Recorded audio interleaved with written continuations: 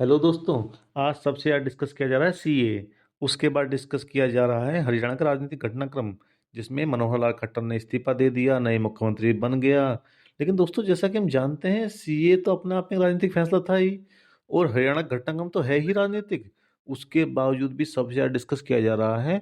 और इन चीज़ों के बीच में एक ऐसी न्यूज़ जो राष्ट्रीय गर्व का विषय होनी चाहिए थी, न्यूज़ चैनलों पे सबसे ज़्यादा कवरेज मिलनी चाहिए थी, वो न्यूज़ आई और चली गई। उसको या तो बहुत ज़्यादा कवरेज नहीं मिली, या जितनी न्यूज़ में उसे कवरेज मिलनी चाहिए थी उतनी कवरेज नहीं मिली। उतनी कवरेज नहीं मिली, एक ऐसी न्यूज़ जो लगभग भुला दी गई। उसके बारे में दोस्तों मैं आज आपसे बात करूँगा। दोस्तों, आप समझ तो गए होंगे मैं किस विषय में बात कर रहा हूँ। दोस्तों, मैं बात कर रहा हूँ अग्नि 5 के विषय में, उस न्यूज़ के विषय में जो हमारे लिए एक राष्ट्रीय गर्व का विषय होना चाहिए। खैर दोस्तों, आगे बढ़ने से पहले मैं आपका अपना मोहंती यादव आपके अपने YouTube channel and Indian update पर आपका हार्दिक स्वागत और अभिनंदन करता हूँ। दोस्तों, आपसे एडवांस में ही अनुरोध करता हूँ कि आप वीडियो को लाइक और चैनल को सब्सक्राइब जरूर करें और वीडियो को पूरा सुनें, क्योंकि आज मैं अग्नि 5 के विषय में बहुत कुछ बताने जा रहा हूँ। खैर दोस्तों, अग्नि 5 के लिए पहले तो आप सभी लोगों को शुभकामनाएं।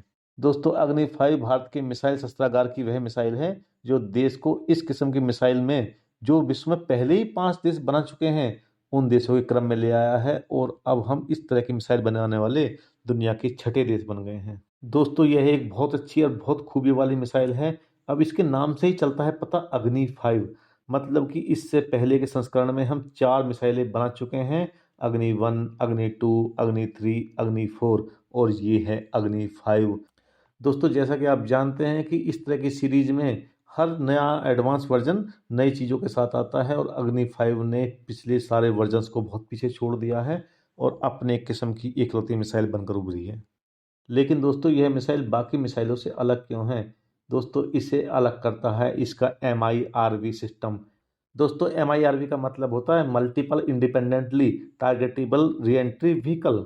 दोस्तों, इस मिसाइल के बारे में टेक्निकल शब्दों का प्रयोग कर बगैर ही बताता हूँ। यह मिसाइल एक साथ कई वारहेड लेके जा सकती है, और जिसमें से प्रत्येक वारहेड एक ही मिसाइल से अलग अलग टारगेट को हिट कर सकता है। मतलब एक मिसाइल के अंदर कई और मिसाइल। यह वह क्षमता है जो हमें विश्व के में मिसाइल वॉरफेयर के मामले में यूएस, यूके, रशिया, फ्रांस और चाइना के साथ खड़ा करता है। दोस्तों, एक बार इस मिसाइल के लॉन्च होने के बाद मिसाइल अपने पहले टारगेट को हिट करने के बाद अपनी ट्रेजेक्ट्री को परिवर्तित कर सकता है, मतलब अपना रास्ता बदल सकता है। फिर दूसरे टारगेट को हिट कर सकता है, फिर तीसरे को हिट कर सकता है। इस तरह से अपने लक्ष्यों को एक एक करके नेस्तो नाबूद कर सकता है, जबकि पुराने टेक्नोलॉजी में एक मिसाइल एक ही टारगेट को हिट कर पाती थी। लेकिन यह मिसाइल एक बार में कई टारगेट्स को हिट कर सकती है, 1 बाई 1 हिट कर सकती है। इससे पहले जो हमारे पास टेक्नोलॉजी थी उसे MRV कहा जाता था, जिसका मतलब था मल्टीपल रीएंट्री व्हीकल।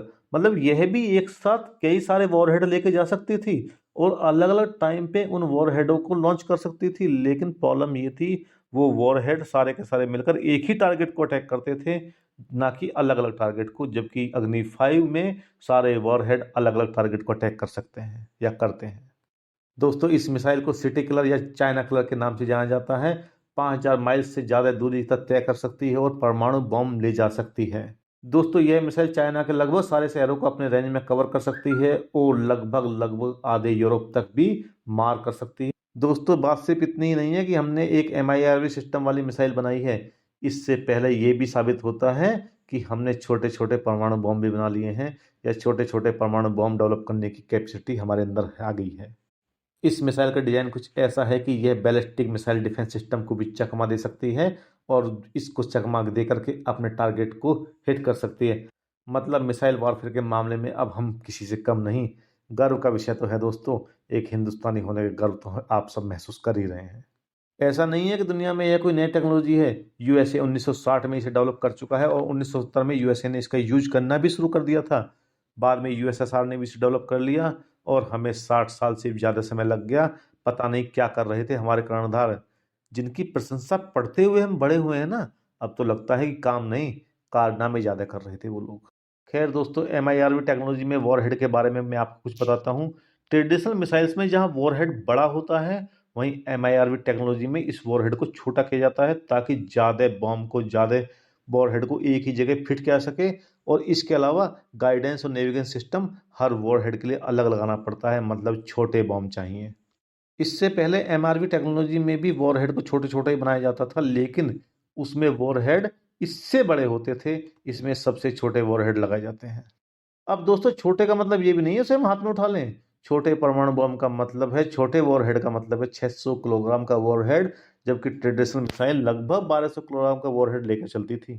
दोस्तों मैं पहले ही बता चुका हूं कि एमआईआरवी टेक्नोलॉजी से लैस अग्नि 5 मिसाइल लॉन्च होने के बाद एक ही मिसाइल अलग अलग टारगेट को अलग अलग समय में हिट कर सकती है, जबकि पहले के एमआरवी वर्जन में भी वॉरहेड अलग अलग होते थे, लेकिन एमआरवी टेक्नोलॉजी से लैस मिसाइल अलग अलग समय में एक ही टारगेट को हिट करती थी, जबकि ट्रेडिशनल मिसाइल कंप्लीट वॉरहेड एक साथ लेकर चलती थी। उसमें अलग अलग वॉरहेड नहीं होते थे, जो एक समय में एक बार में एक ही टारगेट को हिट करती थी और बड़े पैमाने पर तबाही मचाती थी।